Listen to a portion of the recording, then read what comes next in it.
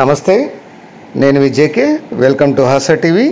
AP ప్రభుత్వం హైవేలపై focus పెట్టింది. ప్రభుత్వం ఉన్న వాటిని 4 లైన్లుగా 6 లైన్లుగా విస్తరించే పనిలో ఉంది. ఈ మేరకు ప్రతిపాదనలు కూడా సిద్ధమవుతున్నాయి.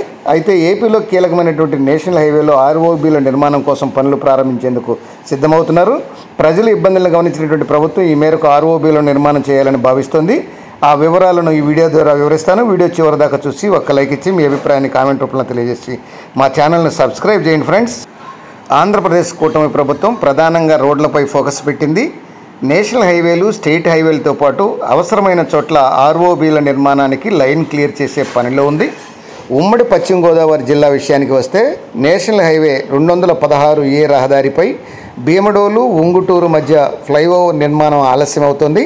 వివిధ శాఖల మధ్య సమన్వయం సరిగా లేకపోవడంతో జాప్యం అనేది జరుగుతుంది.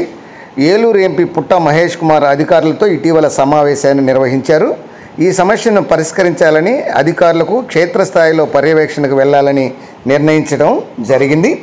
నేషనల్ హైవే 216A హైవే వచ్చేసి భీమడోలు, కుర్రెళ్ళగూడెం, పూళ్ళ మరియు చేబ్రోలు, నారాయణపురం, ఉంగుటూరు గ్రామాల మీదుగా వెళ్తుంది.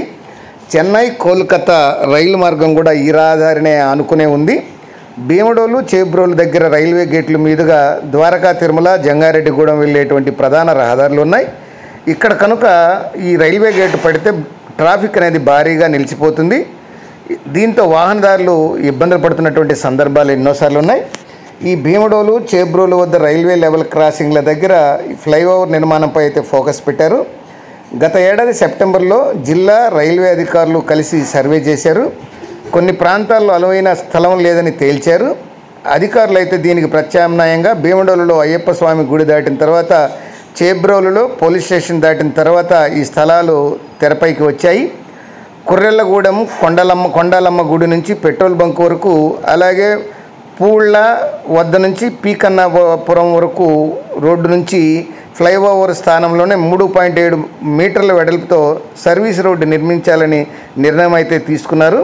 ఈ ప్రాంతంలోనే ఈ ఫ్లైఓవర్కు సంబంధించి స్థల ఎంపిక సర్వే పూర్తి చేసి పనులు మొదలుపెట్టడానికి ప్రయత్నిస్తున్నామని అధికారులు మరియు ప్రజాప్రతినిధులు అయితే చెప్తున్నారు.